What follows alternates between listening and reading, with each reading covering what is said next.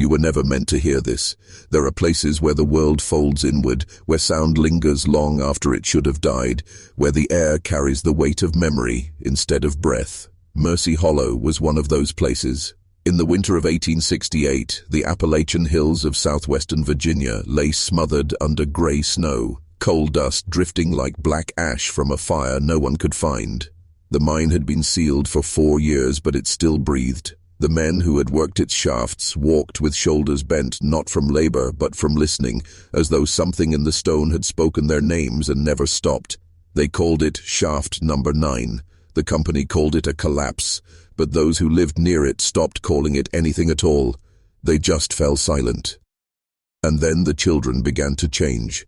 At first, it was only resilience. Toddlers who tumbled from steps and rose laughing, schoolboys who split their palms on rusted nails and watched the blood bead without flinching, girls who burned their hands on stovetops and blinked without tears.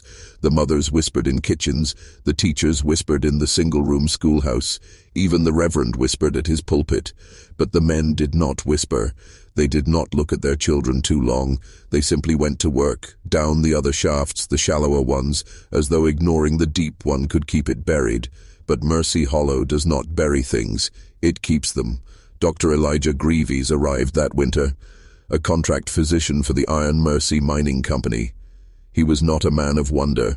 His mind worked like a carpenter's rule, straight, precise, incapable of bending. He came to stitch crushed fingers, to lance infected lungs, to sign death slips. He had no family, no faith, and no reason to see anything but what was in front of him. But the Hollow saw him, and it began to change him too. He kept a ledger. Every doctor did. At first his entries were clinical: compound fracture, stage 2 black lung, laceration. But then his handwriting shifted, curling where it once marched, pressing deeper into the page. The names became younger, the wounds became stranger, and the pain was gone. He stitched a 6-year-old boy's palm without a whimper. He splinted a shattered shin bone while its owner smiled. He pressed a branding iron to a 9-year-old girl's forearm, experimental, to test for nerve damage, and she recited Ezekiel 3:3 while the flesh blistered. Son of man, cause thy belly to eat, and fill thy bowels with this roll. When he removed the iron, she thanked him. Greaves wrote in his ledger, no trauma response, no fear, only tone. Because when thunder rolled beyond the gorge, the children hummed, all of them, without signal, without cue. Their voices merged into a single sustained pitch that rose like a siren and faded like breath. They hummed in kitchens, on porches, in the dirt schoolyard. And when it stopped, they stared at one another, wide-eyed and silent, as if they had remembered something ancient, something that was never meant to be known. Greaves began mapping their homes, all within 4 miles of Shaft Number 9. He cross-checked their surnames against baptismal scrolls and burial records, tracing them like veins across the land. 13 children, 7 were orphans, 4 had invalid mothers, 2 were twins born during the same storm that cracked the chapel bell. He marked their names with a tiny triangle, point down, and began calling them the Painless Miners. No one else saw the pattern, or they refused to. The Reverend muttered about God's mysterious blessings. The company supervisors laughed. The mothers prayed harder, but the miners knew. They said nothing, but when asked about their children, they all gave the same answer with eerie precision. She's strong, just built different.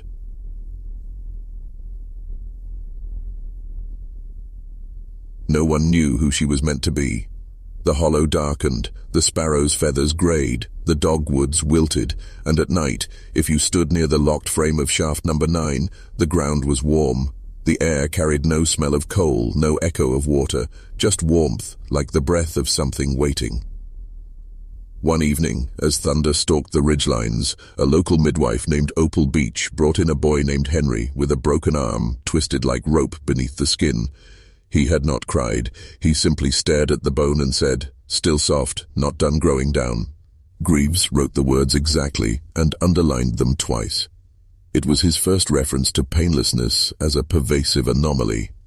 That night, he did not sleep. By candlelight, he reread every entry and realized something horrifying. None of the painless miners were older than 4 when the shaft collapsed. All had been born after the silence, and their bodies had grown not upward from the soil, but downward towards something deeper. They healed without complaint. They bled without fear. Their pain had not disappeared. It had been taken, stripped out like ore, and something else had taken its place. In the quiet hours before dawn, Grives wrote a single sentence at the bottom of the page, in a darker hand than his own. Pain comes to them in tones, not in tears. He tried to cross it out, but the Mercy Hollow was never a town. It was a scar pressed into the Appalachian spine, stitched together by coal dust, company orders, and desperation. No courthouse, no school district, no mayor, just a scattering of timber shacks sagging under black snow and a dispensary where the curtains were never drawn because the lamps burned day and night. They called it the Iron Mercy Dispensary, though there was nothing merciful about it. A cross of iron hung above the door, not placed by faith but by corporate policy, an emblem to remind the miners that the company, not God, would decide who lived long enough to breathe tomorrow. Beneath that cross, Dr. Elijah Grives worked with whiskey on his breath and soot on his cuffs, methodical as a mortician. He thought he understood pain, until he walked the hollow's dirt lanes at dusk and saw children running barefoot across splintered boards without flinching. By then, shaft number 9 had been sealed for 4 years, locked under 3 iron bands thick as wrists. Officially, it had collapsed in 1864 after irregular bedrock resonance made its walls unstable. Unofficially, no one spoke of what had been heard below before the timbers fell. Not rocks, not water, just a hollow breath rising from beneath the carts. When the men spoke of it at all, they spoke in half-jokes, eyes flicking toward the hills as if afraid they'd be overheard. Mercy Hollow had swallowed 43 workers in that collapse. At least, that's what the payroll logs implied. Their names simply stopped appearing. No deaths were recorded, no bodies were buried.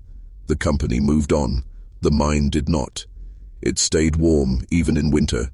The frost melted in a ring around its hoist frame. Birds would not perch on its beams, insects would not crawl across its stones. The lock rusted green but never loosened, and in the winters after, the children born near its mouth came into the world with something missing, not missing like broken, missing like traded. They were not dulalabum. Well, they were not damaged. They were bright, quick, eerily calm. They did not scream when burned, they did not cry when bones snapped like twigs, and when the thunder crawled across the ridgelines they stopped what they were doing, tilted their heads and hummed together, a single sustained pitch like glass trembling. It started low, rose high, then cut off in perfect silence, leaving a hollow in the air as though sound itself had been pulled downward. Grives began to fear the silence more than the hum. At first he tried to explain it. Environmental poisoning, lead leached from the mine seams, mercury runoff from the water table. But those things corrode. They dull the mind, slow the body, make children sick. These children were not sick. They were accelerating. Their wounds closed faster. Their pulses slowed when injured. They stared through him when he spoke, their pupils wide, steady, unblinking even in darkness. He pressed their skin with iron tongs until it blistered, and they described the sensation not as pain but as tone. "It buzzes," one said. "It hums," said another. "It's like thunder but inside." None cried. All smiled. In June of 1868, Grives stopped writing diagnoses. He started sketching shapes instead. Spirals, root-branch deltas, concentric ripples radiating outward from a black center. He mapped their homes on a folded county survey sheet, all 13 within 4 miles of shaft number 9, 7 orphans, 4 children of bedridden mothers, 2 twins whose parents had died the year the shaft sealed. He marked each name with a small triangle, point down, as though pinning them to the earth. He stopped calling them children. He called them the painless miners, and still no one listened. The miners avoided the subject. If asked about their children, they repeated a single phrase with uncanny precision. "She's strong, just built different." No one knew who she was meant to be. The women grew silent. The Reverend, once a firebrand, began preaching about false flesh from a pulpit he had nailed shut. His sermons shifted from gospel to warning, from salvation to threat. He muttered of mouths that never shut, of tones that rose from beneath the dirt, of the Hollow's hymn. The congregation dwindled, but those who stayed began dunking their children weekly in the baptismal well behind the chapel. The water had turned cloudy, shimmering bluish like moth wings when caught in sun. Cattle refused it. Men drank it without question. Those who immersed their children called it cleansing. Those who didn't called it madness. But either way, the children kept humming, and the humming grew louder. One night, as a storm rolled through the Tugfork Gorge, the schoolteacher on Cherryine Road watched her pupils rise from their benches in perfect silence. Their mouths opened. A single pitch filled the room, so pure it shook the windows. She clapped her hands, shouted, but they did not stop until the thunder cracked. Then, as if nothing had happened, they sat back down. Not one remembered doing it. Not one looked afraid. She locked the schoolhouse door at dusk and never reopened it. Greaves began dreaming in echoes. He wrote it in the ledger. Dreaming in echoes, sound before sound, heat before heat. He stopped seeing patients. He started walking the rim of shaft number 9, tracing his steps in the dirt like a ritual. He tapped the hoist beam with his stethoscope and listened, not for pulse, but for reply. Once, he thought he heard it. An inharmonic note rising from far below, vibrating through the bones of the earth. It made his teeth ache. It made the hair on his arms stand. It made him smile without meaning to. When he returned to his office, he burned half his earlier notes and locked the ledger under the floorboards. He wrote on its last unburrs, "Ned Page, pain comes to them in tones, not in tears." Then he underlined it, not once but 9 times. Ink would not dry. By midsummer of 1868, Dr. Elijah Graves no longer resembled the man who had arrived in Mercy Hollow 6 months before. The physician who had once prided himself on precision now moved like someone listening to music only he could hear. His hair had thinned, his jaw hollowed, and his eyes carried the dim glaze of someone who no longer believed in boundaries between body and earth. He still treated the miners, but mechanically, as though tending to broken furniture. His true attention lived in the children. He watched them from doorways, alley corners, behind the slatted shutters of the dispensary, jotting notes on torn scraps of linen when his hands shook too hard to hold paper. The ledger beneath his floorboards grew swollen with damp and ink, its pages rippling like something alive, its words pressed so deep they showed through the wood planks above. The children were changing faster. At first, their silence during injury had seemed like bravery, a local toughness born from hunger and hard winters. But bravery needs fear to exist. These children had no fear. A boy named Tobias fractured his collarbone falling from a hayloft and walked home humming. A girl named Clara slit her hand to the bone on a mill blade and giggled at the sight of her own tendon. Their mothers wept in secret. Their fathers worked longer hours underground. But the children showed no distress, only a kind of eerie serenity, as if pain was not being ignored but translated into something else entirely. Greaves began testing them in secret.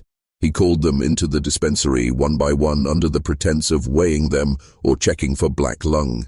He applied graduated pressure with iron clamps, scorched their skin with heated probes, even drove small needles beneath their fingernails. They did not scream. They did not flinch. Many smiled. When he asked what they felt, their answers chilled him more than their calm. "It sounds like bees. It sounds like the church bell underwater. It sounds like someone calling from behind me." Not one said, "It hurts." They spoke of pain as tone, not as sensation, but as music. Graves wrote this phrase again and again until his pen tore the page. They hear it instead. The humming grew more organized. At first it rose spontaneously when thunder approached the gorge. Now the children could summon it without weather, without cause. In the schoolyard they stood in circles, small and barefoot, their heads tilted like flowers towards some invisible sun. Their mouths opened in perfect unison, and the tone rose, high and glass-like, until it rattled the nails from the window frames. They held it without breath for impossible lengths of time. Then, on some invisible cue, they stopped together, perfectly silent. Witnesses described the silence afterward as worse than the sound. The schoolteacher locked her classroom and left town. The Reverend began holding sermons not in the chapel but on the blackened earth outside, claiming the church walls trapped the echoes. He preached about false flesh, borrowed blood, and the Hollow's hymn.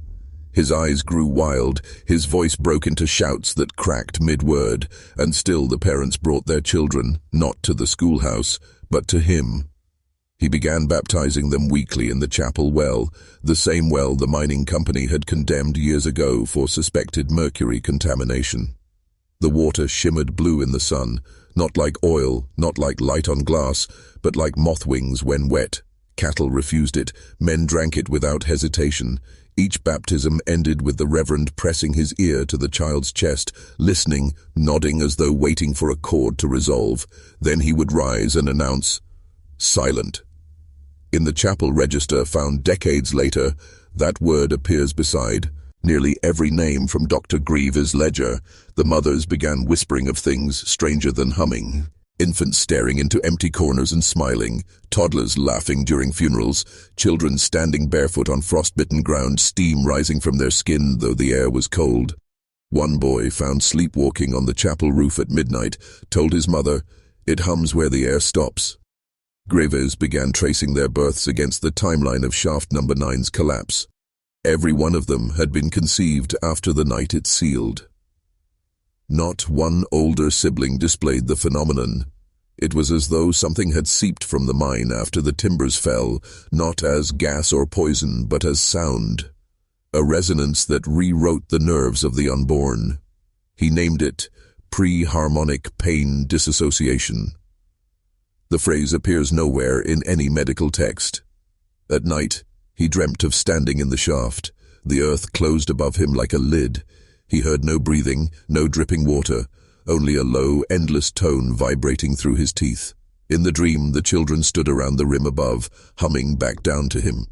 He woke trembling, his jaw aching as though he had clenched it for hours. By August, he no longer slept. He stopped eating at the company cookhouse. He boiled his food in water from the chapel well, muttering about preparing the vessel. He stopped bathing entirely, claiming the sound needed to root. On the last legible page of the surviving ledger, his handwriting devolves into frantic scrawl.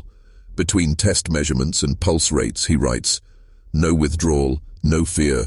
Pulse slows during trauma, pupils fixed even in dark. They sing to heat, they mimic the tremor of thunder before it comes." One reached her hand before lightning struck and whispered, "It wants remembering." And then, below that, a single line in Latin, written so deeply it carved the wood beneath the paper. "Noli tangere cordas quae tue non sunt." Do not touch strings that are not yours.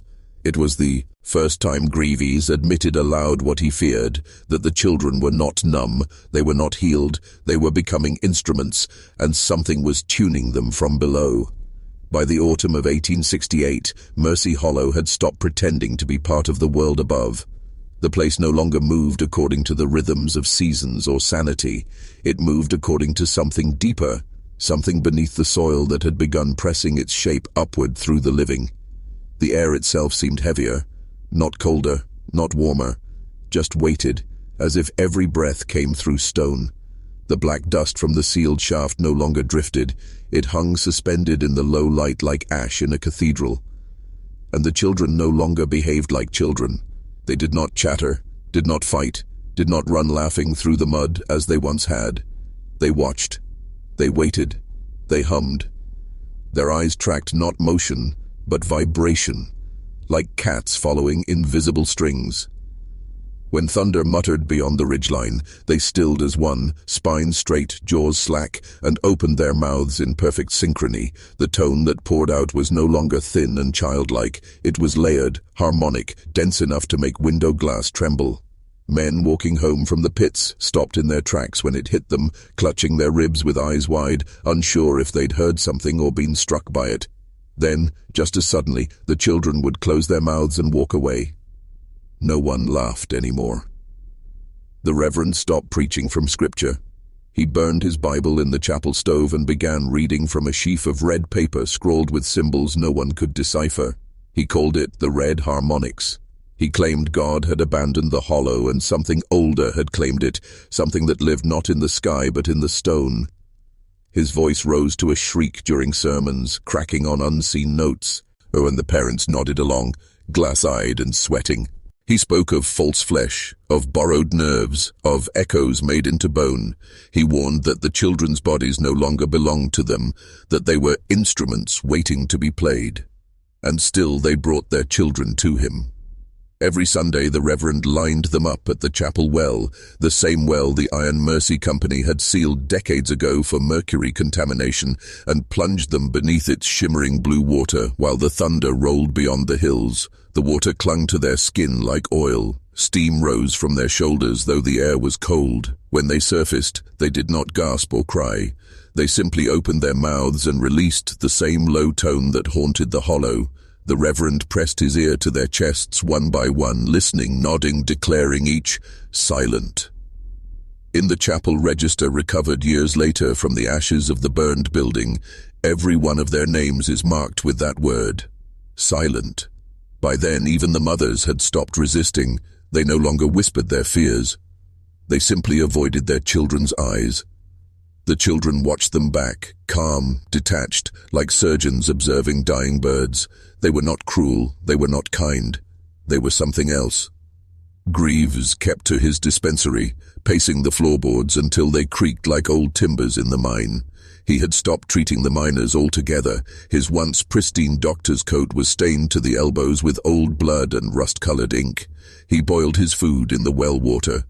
He spoke little except to the children, and even then only in single words. Breathe. Listen. Lower. They obeyed without question. He began sealing the dispensary windows with pitch to keep the outside sounds from interfering. He lined the walls with copper wire scavenged from the defunct telegraph lines. He nailed every mirror face down to the floor. In his ledge, the words had dissolved into frantic glyphs, triangles within circles, circles within triangles, tight spirals like water swirling down a drain. Between them, fragmented sentences, no fear response, pulse slows during trauma, singing before thunder, pupils do not constrict. Something listening through them. They are not deaf to pain, they are tuned away from it. The hum outside the dispensary had grown constant. It no longer needed storms. By early October, the tones seeped up from the earth itself. At dusk, the whole hollow vibrated like a struck bell. Tin cups rattled on shelves. The nails in the chapel door hummed. Even the old blackened church bell, cracked years ago during the storm that birthed the twin boys, began ringing on its own, backwards, each note climbing instead of falling. And the children swayed as they hummed, their heads tilted back, eyes rolled white, bodies loose and boneless, as if the sound were pulling their bones into new shapes. One night, the midwife Opal Beach ran from her house screaming.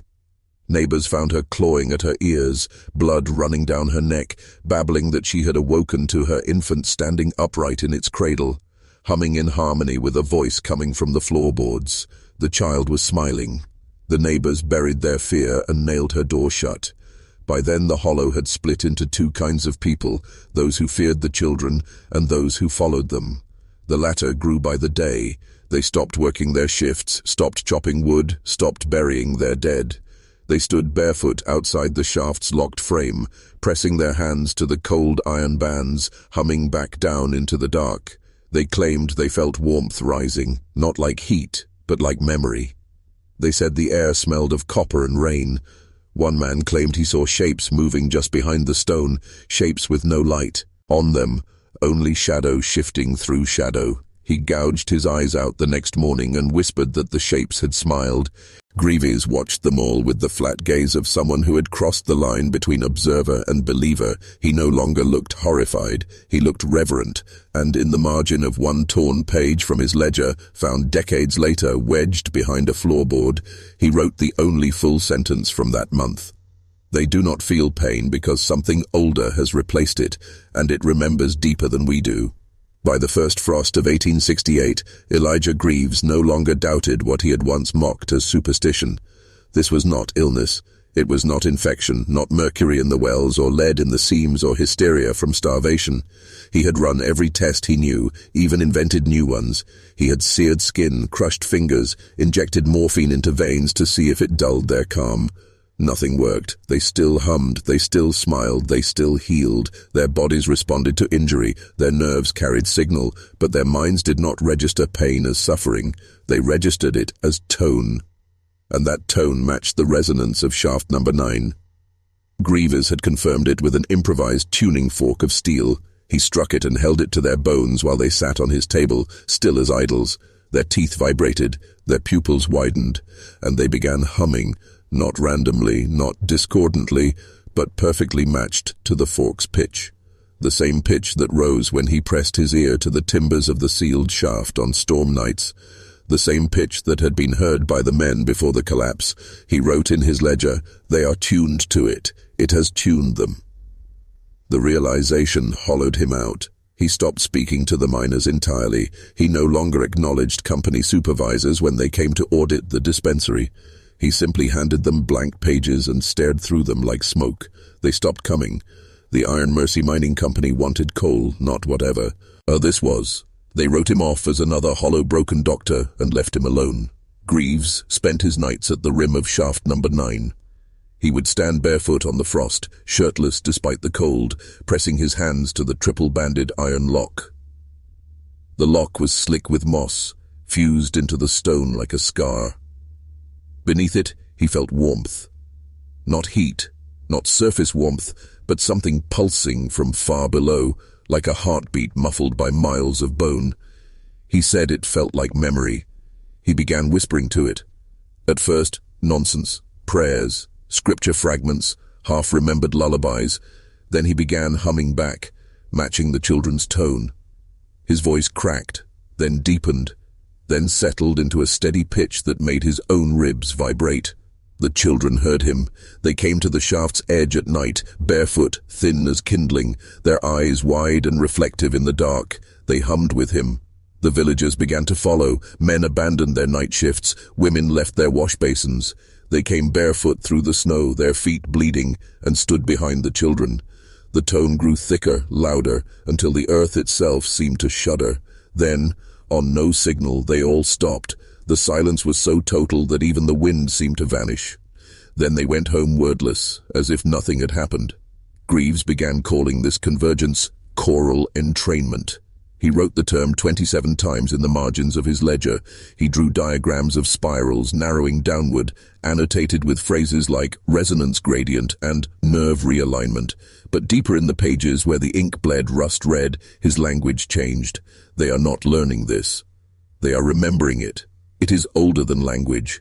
He found himself saying things he did not remember thinking. In one entry he writes, "They do not scream because the sound already claimed that part of them."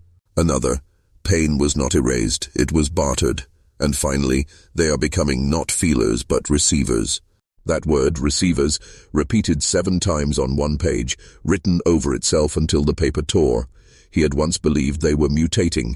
Now he suspected they were awakening. In early November, a woman named May Culliver arrived at the dispensary carrying her son, a boy of 8 named Jonah. His leg had been crushed under a quarry wagon, the limb hung by gristle, the bone sheared clean. There was no screaming, no tears. Jonah stared at Greaves, pale and calm, and whispered, "It's just the wood snapping."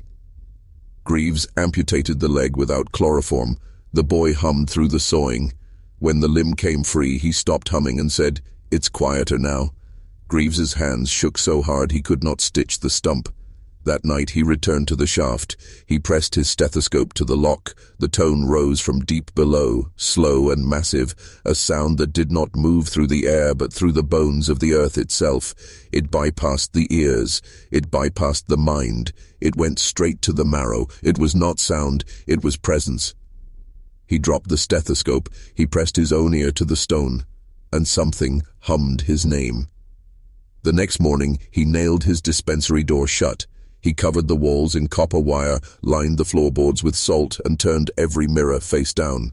He began writing on the walls themselves, lines of ink crawling up toward the ceiling like vines. He stopped labeling the children as patients. He stopped labeling them as human at all. In one frantic entry, smeared halfway across the plaster, he wrote, "They are no longer responding to the world is responding to them." From that point on, he stopped writing measurements.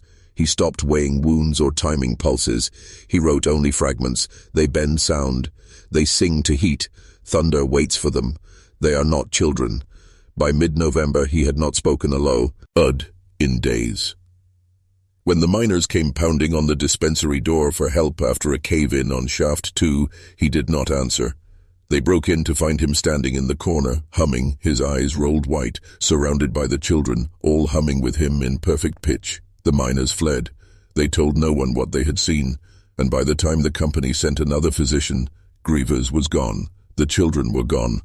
Only the hum remained, faint but constant, rising from the cracks in the dispensary floorboards like heat from a coal seam. By the waning days of November 1868, the hollow was no longer silent. It sang, low and constant, like an organ's deepest pipe held down by an unseen hand. The tone bled through every floorboard and rafter. Cups rattled, nails creaked in their beams. Dogs howled until they choked. The air did not carry it. It was the air. Even when no one spoke, no one moved, no storm crawled the ridges, the sound remained, curling through the marrow like heat. The few outsiders who stumbled into Mercy Hollow that winter left before nightfall, mumbling of headaches, bleeding from their ears, stumbling as if drunk. One man claimed the earth rose and fell like breath beneath his boots. He slit his own eardrums in a Charleston tavern 2 weeks later and whispered to the doctor who stitched him. It was trying to get in. The children thrived. They no longer spoke except when spoken to, and even then only in single words, flat, toneless, as if speech were a chore. But when they hummed, their faces lit with eerie serenity. They stood barefoot in the frost, eyes rolled white, steam rising from their shoulders, though their skin was cold to the touch. The tone they produced now layered on itself, overtone atop overtone, like a chord unfolding. It was too complex for human throats, yet they sang it perfectly, as if each child carried only a fraction of the who. Lee and Together became its instrument. The parents had stopped questioning it. They watched their children hum with awe, not fear, as if they had been chosen. The Reverend no longer called them silent. He began calling them vessels and Grievous. Grievous no longer thought of himself as human at all. His hair had gone white. His hands trembled constantly except when he hummed, and then they steadied. He had torn up the floorboards of the dispensary to expose the dirt beneath, where he claimed he could feel its warmth rising. He paced that bare soil in spirals for hours, humming under his breath. He spoke to no one except the children, and even then, not in words. He hummed. They hummed back. He had stopped eating. He drank only from the chapel well. His ribs jutted like the beams of an abandoned shaft. His eyes no longer tracked movement. They tracked vibration. He could sense footsteps through walls, heartbeats through silence. When the miners pounded on the door, he would whisper their names before they spoke. He had begun calling himself the Tuner. In his final coherent letter, never sent, found decades later tucked behind a loose stone in the dispensary wall, he wrote, "Pain was our anchor. It kept us above. They have been freed from it. They are sinking beautifully. I will join them." He signed it not as Elijah Greaves, but with a triangle, point down. And then, sometime in late November, the children led him to shaft number 9. Witnesses saw them march barefoot through the snow, dozens of them, thin as reeds, moving in perfect formation. Their lips were closed. The hum came from somewhere deeper than their throats. Greaves walked at their center, shirtless, barefoot, his chest smeared with blue-black ash from the chapel stove. They reached the triple-banded iron lock. The ground trembled. The air went still. The children formed a ring around the shaft. They opened their mouths. The tone they unleashed split the air like a blade. It was not loud in any earthly sense. It was total. Men in the boarding house 2 miles away vomited blood. A team of mules collapsed in their traces. Glass shattered in the chapel windows. The iron lock on the shaft shivered visibly, though it did not break. And in the center of the ring, Greaves tilted his head back and began to hum with them. His body arched, his hands clawed at the frozen ground, his ribs rose and fell too fast. Then, in an instant, he went still. His eyes opened wide and the pupils were gone, only white. And he smiled. The tone ceased. The children lowered their heads and walked home in silence. Greaves did not move. By dawn, he was gone. Only a spiral of bare footprints remained around the locked shaft, melted into the frost like heat prints. He never returned to the dispensary. He never appeared in company records again. The miners spoke of it only once when questioned by a company supervisor, and only to say, "He's below now." No one ever broke the lock. The shaft stayed sealed, but the tone never stopped. Even now, 150 years later, on storm nights when thunder crawls low through the gorge, locals say the ground around shaft number 9 vibrates. The moss ripples though the air is still. The old black bell, long since fallen, rings faintly, backwards. And sometimes, if you stand at the rim and hold perfectly still, you will hear children humming under the soil. And if you hear it, it hears you. This is the point where you decide. If you've followed me this far, you're already part of the pattern. You've felt the hum beneath the words, that low pressure in your teeth, that hollow silence between heartbeats. That's not your imagination. That's it listening back. So if you want to come any deeper, if you want the rest of this truth, you must show you are listening, not just hearing. Comment this phrase twice right now to lock yourself into the pattern. I hear what remembers me. Do it, and you cross the threshold, because after this, there is no above, only below. After Greaves vanished, something shifted in Mercy Hollow that no storm could explain. It was as if the hollow exhaled. The snow did not fall that winter. It simply appeared, crystallized on the air in dead stillness, each flake landing without sound. The chimneys stopped smoking. No axes struck wood, no voices carried down the lanes, and yet the children grew stronger, their bones elongated, their skin paled until it seemed almost translucent in the cold light. Their eyes no longer reflected firelight, but absorbed it, black pools that caught no glimmer. They moved in total coordination, not like siblings or classmates or any grouping of humans, but like facets of one body scattered into many shapes. They stopped blinking, and when they hummed, the air itself seemed to bend. It began subtly. Door frames warped, nails curled from beams. Frozen puddles rippled without melting. The resonance no longer stopped at their throats. It moved through the world, reshaping matter like soft clay. The old cracked chapel bell rose an inch from the dirt and hung there, spinning slowly as if held by invisible thread. The well water glowed faint blue in moonlight. Even the dead changed. In January, the Reverend's wife died in her sleep. They buried her on the ridge above the hollow. The ground froze solid overnight. By dawn, her coffin had risen 3 feet from the soil, balanced upright on its end like a pillar, frost smoking from the wood. The children stood around it at dawn, humming. The coffin vibrated, splintered, and collapsed inward on itself like a folding jaw. Inside, her body was gone. The Reverend declared it a blessing. He said she had sunk beautifully. The congregation nodded with glassy smiles, and the children went back to humming. They were no longer individuals. Their movements synced with unnatural precision. They turned corners in perfect formation, their feet landing in unison without looking at one another. They stood for hours, staring into empty fields. When they walked, birds fell silent. Dogs crawled under porches and whimpered, their shadows no longer aligned with the sun. A surveyor passing through the basin wrote in his journal, "They walk as if the ground belongs to them, and everything else is trespassing."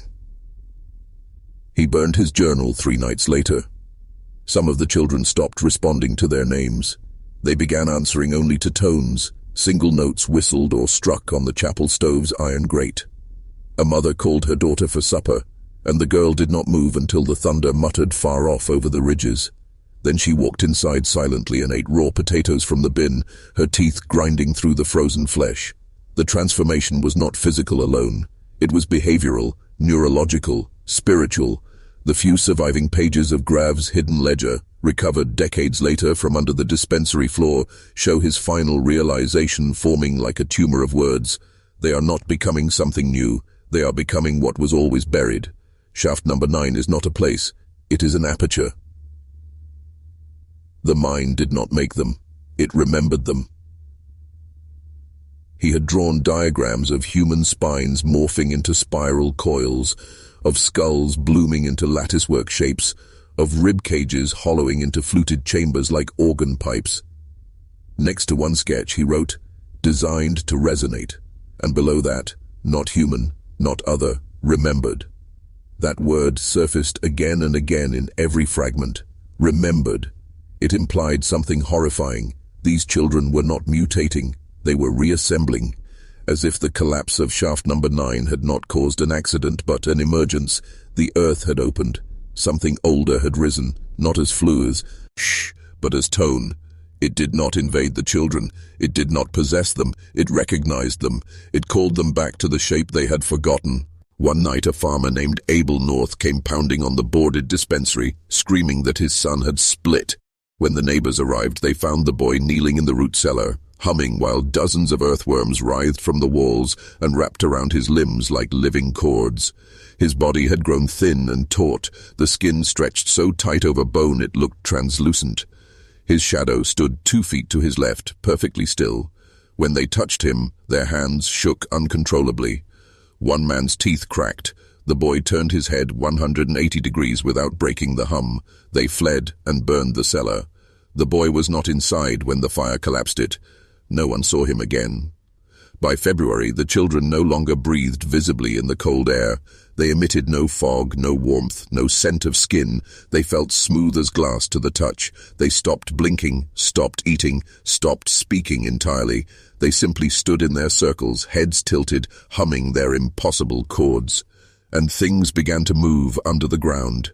The soil around shaft number 9 softened even in the deepest freeze. Footprints appeared where no one walked.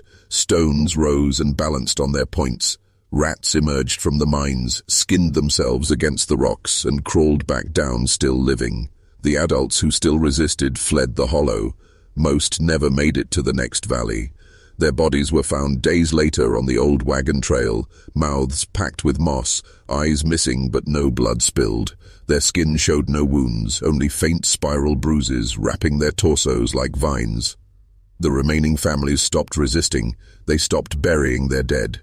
They left the corpses on the ridge, and in the blue dawn light, the children came humming and the bodies folded into themselves like paper and vanished into the soil. The hollow belonged to them now, and they no longer belong. Dead to us. They were not sick. They were not possessed. They were being remembered into something older. By March of 1869, Mercy Hollow no longer seemed rooted to the earth. It seemed suspended above it, as if the land itself had withdrawn and left only a shell behind. Snow melted in perfect circles around the children's feet, though the air stayed freezing. The ground trembled at random, not in quakes but in pulses, slow and rhythmic, like something breathing under miles of stone.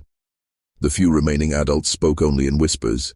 They boarded their windows not against weather, but against sight, because the things they saw moving outside in the blue dawn were shaped like their children, but wrong in ways they could not name. They were too symmetrical. Their movements were too smooth, too frictionless, like joints had been replaced by hinges of light. Their shadows did not bend with the land. When they walked, their feet made no sound. Their eyes, once dark, now glimmered with a pale silver sheen that caught no light, yet glowed faintly in darkness, like foxfire trapped behind glass. They were still shaped like children, but they were not children anymore, and the earth had begun to notice. The soil around shaft number 9 had grown soft, even in the frozen nights. Mushrooms sprouted overnight in perfect spirals and collapsed into black dust by noon. The stone hoist frame sweated moisture that steamed in the air, even while icicles clung to its shadow. The triple-banded iron lock, which had not budged in 5 years, began vibrating faintly, like something striking it from below. Animals avoided the hollow entirely. No birds nested in its trees, no deer crossed its streams. Coyotes dragged their own pups away by the scruffs of their necks when they neared the boundary stones. Even insects abandoned the place. The air stayed perfectly clear, perfectly still, as though the atmosphere itself had been scraped away. Only the hum remained. It had changed. It no longer rose only from the children's throats. It came from the soil, the stones, the boards of the houses, the very air. The tone folded through itself in layers, low to high, forming chords that were not quite music, too precise, too geometric, like the alignment of stars. And when thunder rolled far beyond the ridges, the children answered it not with humming anymore, but with movement. They began to dance, not like any human dance. No rhythm, no steps, no repetition.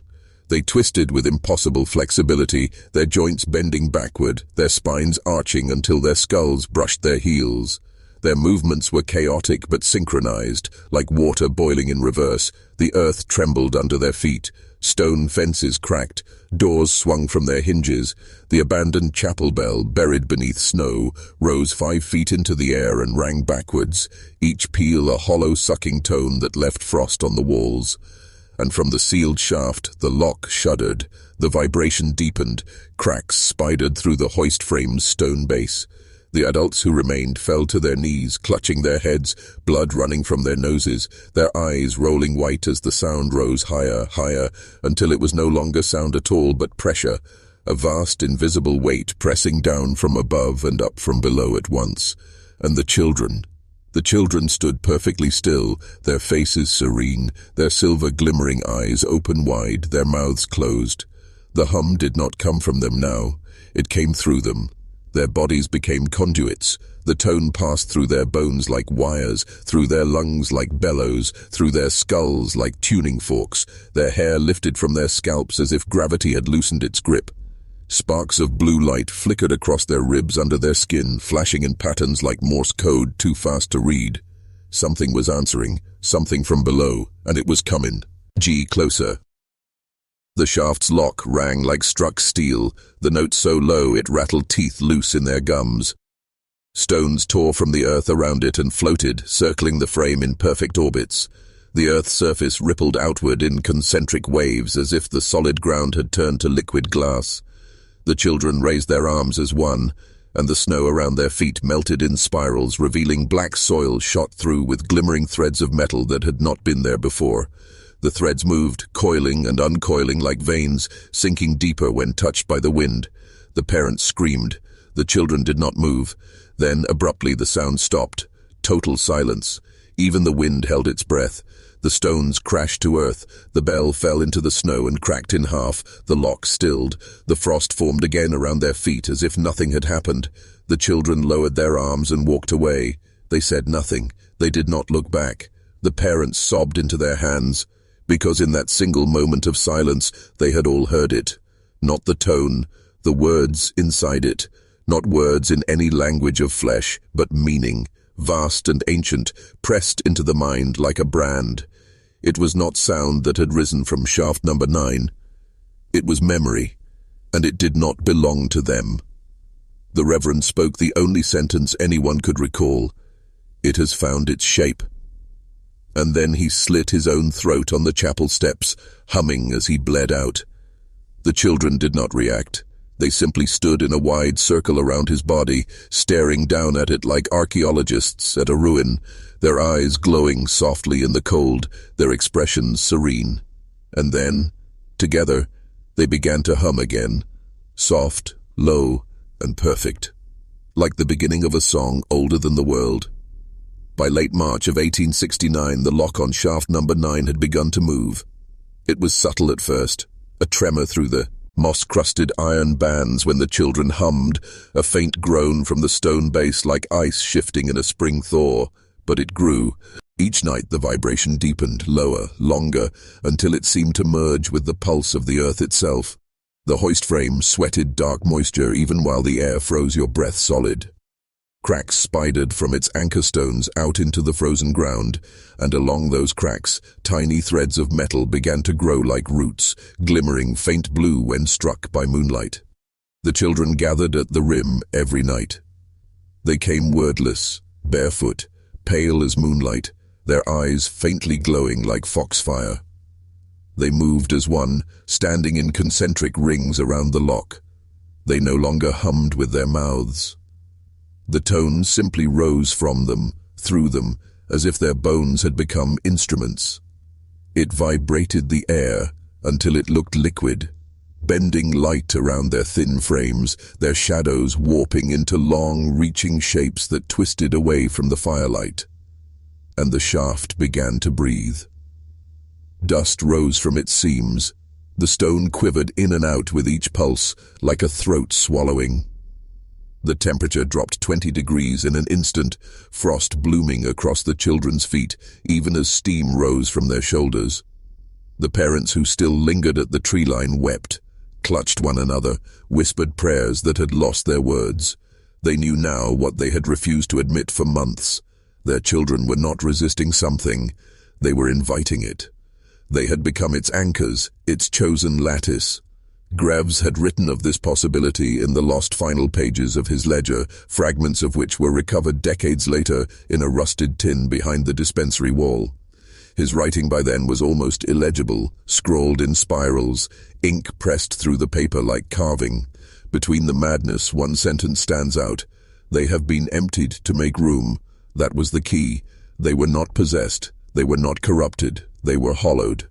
Pain had been their tether to this world, and once it was stripped away, their bodies were left like clean shells, resonant chambers ready to be played. And something deep beneath shaft number 9 had started playing them. The tone that rose from the children was now layered with another, a deeper undertone too vast to come from any throat. It crawled through the ground like pressure, bending nails, bowing floorboards, making teeth ache in skulls. People miles away felt it in their sleep, waking with bloody gums and vibrating bones. The few remaining adults in Mercy Hollow boarded themselves inside their houses. They stuffed moss into their ears. They buried their infants beneath the floorboards to muffle the hum. It didn't help. The sound seeped through wood, through stone, through the blood in their veins. They vomited black sludge flecked with iron. Their eyes clouded white. They stopped sleeping. Some tore their own skin open to let it out. But the children stood serene, glowing faintly in the dark like candles made of bone, and the shaft's lock began to split. The center band cracked first with a sharp metallic scream that echoed through the gorge. A sheet of frost shattered off the frame like glass. The second band bulged outward as if struck from beneath. The stone hoist pillars wept dark water that steamed in the cold, and all through it the children held their arms outstretched like tuning forks. Their fingers trembled, their jaws unhinged impossibly wide as the tone poured through them. Their ribs flared like cage doors opening. Blue-white light crawled along their spines like sparks along copper wire. Their feet left the ground. They were levitating, only inches at first, then a foot, then 2. Their hair floated around their skulls like smoke under water. The tone sharpened, crystalline, slicing through the night like glass under tension. The iron lock screamed, the ground heaved, snow burst upward in rings like surf, trees tore themselves from the soil and hung twisting mid-air, their roots dripping black mud. The air turned solid, pressing against the lungs like stone. No one could breathe. The adults who tried to run collapsed, clutching their throats, their mouths opening and closing soundlessly like drowning fish. And then, for a single instant, it opened. The lock cracked. A seam of blackness appeared down its center, pure black. Not shadow, not absence of light, but the presence of something deeper than light could go. A cold wind blasted upward from the shaft, though no air had ever moved from it before. The children shrieked, not in fear, but in rapture, their tones fracturing into shards of sound too high to hear and too low to survive. Glass shattered in every building. Windows imploded inward, stones leapt from the ground like struck drums. The black seam widened, and something moved behind it. No shape, no color, only motion. Massive, slow, inevitable, like mountains shifting beneath an ocean. The sight of it bent vision. Straight lines curled. The stars above the shaft rippled as though seen through water. Every mind that looked into that crack felt something uncoil behind their skull, something ancient and intimate whispering, "Remember." One man clawed out his own eyes on the spot, another ripped off his ears and threw them into the crack. A whir! Man bit through her own tongue to stop the word from leaving her mouth. And then silence. The crack slammed shut. The lock sealed again. The iron bands refused as if they had never broken. The hoist pillars went still. The floating trees crashed to earth. The air released. The tone ceased, and the children fell to the ground like marionettes with their strings cut. They did not move. They did not breathe. Their eyes stared blank and silver into the sky. Their mouths were open in perfect O's of silence, and the earth beneath shaft number 9 pulsed once, like a heartbeat, then stopped. The parents crept forward, screaming their names, shaking their shoulders, slapping their pale faces. Nothing. The children were gone inside their skin, empty, vessels waiting to be refilled. By April of 1869, Mercy Hollow was no longer human. The snow thawed, but the earth beneath it did not soften. It pulsed faintly, like the slow breath of something vast sleeping just under the crust. Grass grew in perfect spirals around the houses. Trees leaned inward toward the shaft's sealed frame. The chapel bell, cracked and half-buried, spun slowly on its side without wind. The sky above the hollow seemed lower, the clouds dragged down as if pressed by a weight too immense to see. The air tasted metallic, like blood and rain, and the children, they rose.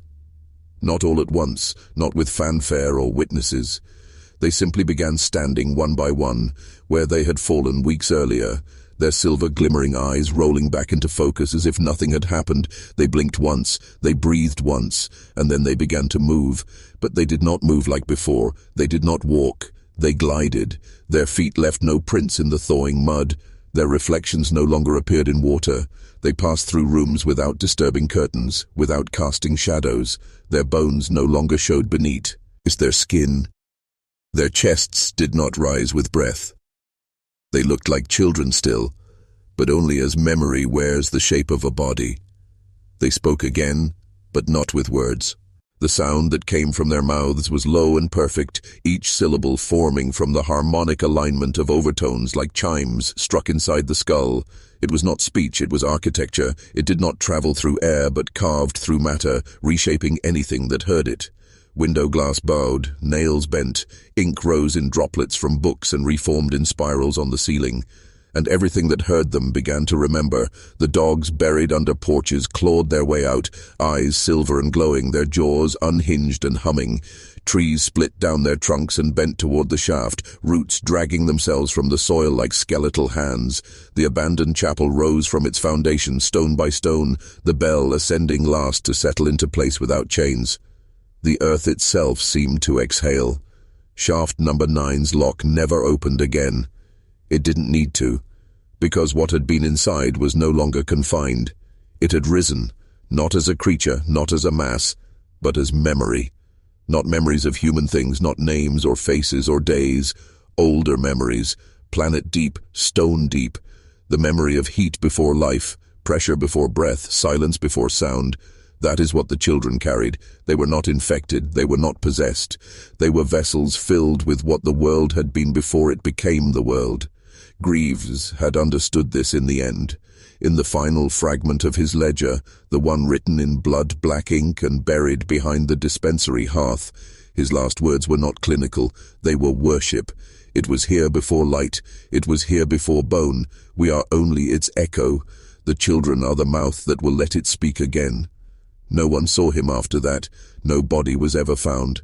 Only his boots remained, placed neatly at the rim of shaft number 9, facing downward. By the summer thaw, no adults remained in Mercy Hollow. Those who flown, were never found. Those who stayed disappeared. Houses stood empty, doors yawning wide, meals rotting on tables, candles burned down to pools of wax. But the children still walked the lanes in silent formations, humming their impossible chords, their silver eyes glowing softly in the perpetual dusk. The Iron Mercy Mining Company sent a survey team in June. They never reported back. Weeks later, a rescue party arrived and found the hollow abandoned. No bodies, no signs of struggle, only the houses standing perfectly clean, swept, empty. The team noted one thing in their report before they too vanished. Every clock in the settlement is stopped at the same hour, 3:03. And beneath the hoist frame of shaft number 9, where the triple-banded lock still held fast, the earth was warm to the touch. Even now, more than a century later, the ground there never freezes. Moss grows year-round. Birds refuse to fly over it. On storm nights when the thunder crawls low across the ridges, people say the earth vibrates with a tone you feel in your teeth. Some say if you stand at the rim and close your eyes, you will hear children humming beneath the soil, and if you listen long enough, you will start to hum too. At first it will be quiet, almost unconscious.